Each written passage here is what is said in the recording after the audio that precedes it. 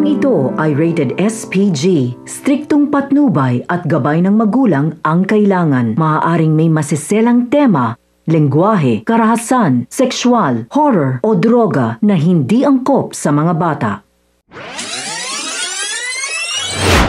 Mga kapamilya, welcome back! At narito ang mga dapat nating abangan sa FPJ's Batang Quiapo. Malaking tulong nga ang ginawang ito ni Marites dahil ngayon ay may dahilan na si Don Gustavo para hindi ituloy ang paghihiganti sa mga Montenegro, lalong-lalo na sa kanyang apong si Tanggol. Naglulupsay sa galit si Pilar matapos ibalik ni Gustavo kay Marites ang titulo ng kanyang mga ari-arian. Kaya naman umalma si Gustavo na walang karapatan si Pilar dahil sa kanya at siya ang naghihirap sa lahat ng yon at bukal sa kanyang kalooban na ibigay yung kay Marites.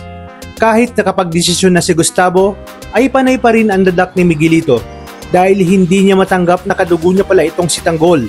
At kahit kadugo niya ito, ay may dugo pa rin daw itong Montenegro at ang lahat ng may dugong Montenegro ay nararapat pa ring patayin.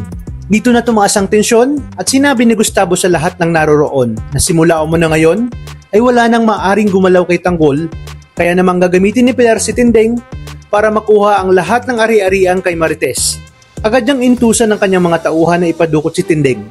Sa kabilang banda, nagalit naman si Olivia kay Marites at ayon sa kanya, hindi karapat-dapat si Marites na makuha ang mga kayamanan ni Gustavo at dapat sa kanyang inang si Pilar mapunta lahat ng yon dahil siya ang tunay na asawa at siya ang naghirap.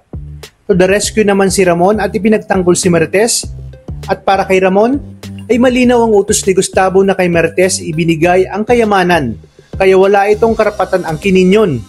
Habang si Tanggol naman ay isinama na ang pamilya ni Fatima sa bahay ni Tandoy upang humingi ng tulong.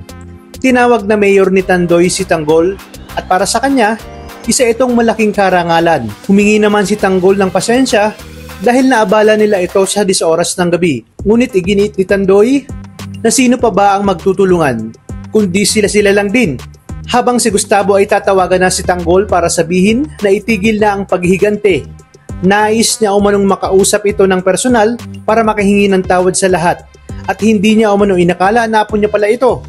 Sa gitna ng mga sunod-sunod na alitan at patayan ay nabunyag na ang mas malalim na lihim at tunay na kulay ng bawat isa.